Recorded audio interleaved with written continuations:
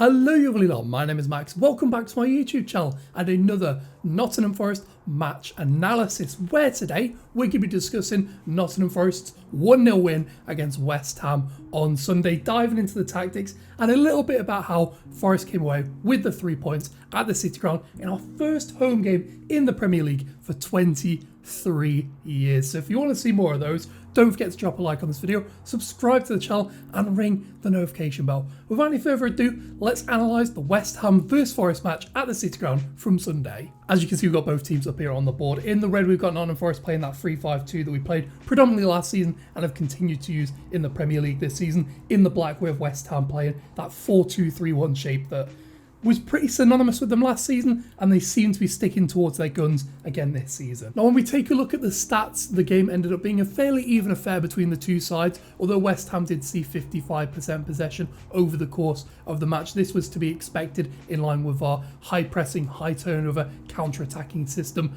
that we deploy. In terms of shots, they saw 19 to 13 from the Reds, and in terms of XG generated, they generated around 2.1 to 1.9 from the Reds. Nothing to suggest there that we didn't deserve at least a point out from this, and I think 3 points is a very reasonable result.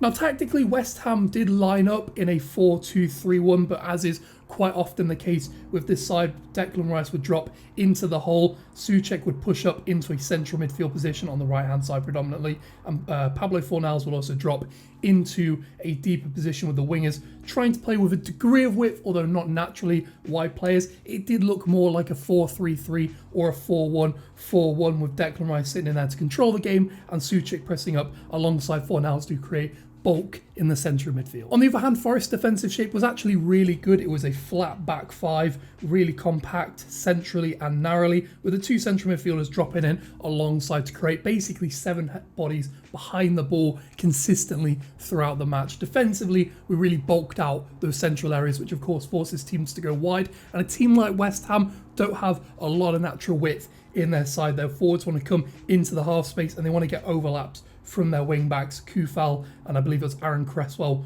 on the day playing in that position. And the desire there was to, of course, create an attacking front five system with the half space occupied by the inside forwards. And quite often their most dangerous players couldn't get out into wide positions or didn't have the quality in the wide positions to really stretch our defence. And it really fell into our style of play where we compact the centre of the pitch in the defensive third. And just in general, the defensive shape from Forest on the day was fantastic and much improved from that of against Newcastle last weekend. If you look at passes per defensive action or PPDA, it drastically decreased from the Newcastle game to the West Ham game from 14 to 10 from Forest, and this suggests that we were much more intense, not letting West Ham string together too many passes and get too much possession in the midfield before attempting some form of defensive action, tackle, block, interception, what have you. And that is a great barometer and measure of a team that are much more intense like we were last season compared to being quite standoffish in the Newcastle game, which I think was probably a blip on the radar more than anything. And as West Ham were trying to sort of build out from the back around their defenders, quite often you would see Jesse Lingard pressing up alongside the defensive midfielder, in this case Declan Rice, and the two strikers splitting wide to basically go man for man on each central defender. And the idea of this is you're basically congesting central areas of the pitch, something Forest do really well under Steve Cooper. It's a big hallmark of Cooper ball, and it forces the ball to potentially go out into wide areas again. We talked about this quite a lot, but it suggests that a team is going to be less dangerous if they happen to play wide rather than through the middle. Obviously, more likely to score a goal through central areas. And obviously, the blocking off runs being made by the 3 forward players was much better than against Newcastle and much more reminiscent of that we were doing last season with Zinkernagel coming very high and very aggressive alongside the strikers, and the strikers splitting wide to occupy 2 defenders. But if West Ham did break through the first line of the press, which did happen throughout the game, Forest were very good at dropping into a shape that really compacted the central areas basically within the width of the goal. And West Ham traditionally, their style forwards are sort of inside forwards alongside Mikel Antonio trying to hold up. They want to play within the half space, inside the pockets, getting the width in from the fullbacks, maybe a supporting run from a Fornals or a Souček into the box. And it just didn't really work for them. They couldn't get the space in and around these areas of the pitch because of how congested, like we mentioned, Forest were here. In fact, if you look at it, West Ham's best chances really came from quick counter-attacking situations or from high turnovers. The disallowed goal from Ben Rama earlier in the first half was a traditional example of this, coming from a corner from Forest, a quick counter-attack where he carried it basically the length of the pitch, little 1-2 between himself and Rice, and finished off, obviously, was disallowed rightly because of a foul from Antonio. But in general, the shape that Forest were deploying really stopped them from holding on to possession and stringing together attacks, and they were more dangerous on the counter, which Forest were pretty comfortable with. We could defend that well. Now, in terms of the goal from Forest, obviously Taiwo Awoniyi getting his first goal for the Reds on his first start at the City Ground, I've got to say, absolutely erupted when he scored that goal. And this is just sort of a little blueprint of how it went down. McKenna doing really well to press up into the wide spaces, something he did quite rarely and sparely during the last season, but when he did do it, he was usually pretty effective, getting wide, getting the ball out into Toffolo. Lovely little interchanging play between himself and Lewis O'Brien, who was getting really high and aggressive into that left-hand side as well. Eventually found himself sort of edge of the box in this sort of general position. Lingard had made a late third-man run into the box, which eventually fell into his feet. It looked like a pass, but it was actually a shot, sort of a scuff shot that landed at the feet of Awoniyi, who was able to finish past Fabianski really well. I've got to say, the reaction time there from Awoniyi is genuinely very impressive. It was a tap-in, it was a scrappy goal, but you've got to give him a lot of credit for being on his toes, not sort of being caught on his heels. He had the reaction time to get in there, and as bad as this sounds, I don't think we would have got that with Surridge. I actually don't think Keenan would be that quick on his toes as well. The reaction time and in general his movement in and around the box during the game was something we just haven't had at the City Ground over the last sort of year, and he's definitely a very different profile of striker to what we had last season.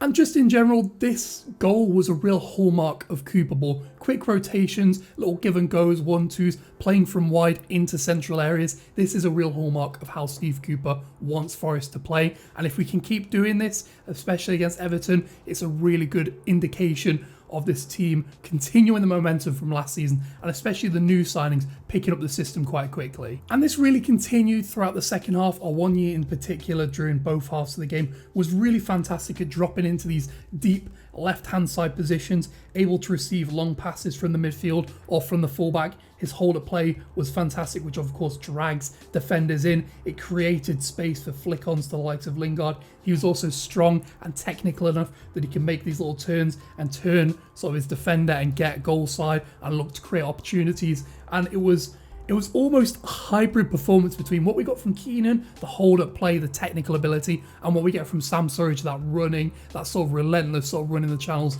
He did both so well, and it's really refreshing to have a forward who can do both sides of the game and not being so reliant on being a one-dimensional side. Now, the last thing I want to touch on is maybe some improvements for Forest going into the next game, maybe things to be working on, just based on what I saw during the match. And from the first two matches of the season, the only thing I can really say that we've not been very good at is compressing this sort of space within the pitch. When Forest are trying to press and engage with the front line, looking for those high turnovers are quite a trademark of the way we play. There is usually quite a lot of space in this sort of general area of the pitch. Our defensive midfielders sitting quite deep, the fullbacks wanting obviously to hold the width, the wing-backs holding the width in that side. And quite often if a team can bypass the press, which West Ham were able to do during that game, because obviously Declan Rice is so good at being a press-resistant midfielder, they would often find spaces in this pitch. Fornals was dropping deep into those areas. Souček didn't get a lot of touches, but these touches were coming in very central areas in this sort of pocket of space vacated by the midfielders dropping deep and the attacking midfielders dropping high, going high. And I think we need to be a bit more compressed in this system. It is difficult because we are looking for those high turnovers, so I would suggest maybe we're looking at pressing the midfield up a bit more, maybe getting the wing backs to sort of come inside and just be a little bit less touchline tight, play with a bit more compression in the sort of width in the side. I'm not really sure how we would address that, but just going from the first couple of games, that's maybe where we would need to improve. Overall though, I thought it was a really impressive performance from Nottingham Forest on the day, and those are just some of my general observations from the game in terms of patterns of play, obviously analysing the goal and talking about what we did really well to mitigate the quality in that West Ham side, being compact with our width in the defensive third, pressing high onto the centre-backs and onto Declan Rice, who was such a danger man last season. We did so well at keeping him quiet and stopping him from making those runs from midfield into the final third. And I think if we can do the same against Everton, hopefully another 3 points coming back to the City ground. But let me know what you thought in the comment section down below. I'd love to know, especially if you were there, what you thought of generally the shape and the way in which the team performed, how intense our press in the final third was, because from watching it in the pub, I thought it was a really positive performance from the boys, and it was much more resembling a Cooper Ball style system than what we did against Newcastle. And of course, whilst you're down there, don't forget to drop a like on the video, subscribe to the channel and ring the notification bell so you don't miss a single video. And with that being said, thank you so much for watching. Enjoy the rest of your week, Reds. I will catch you later.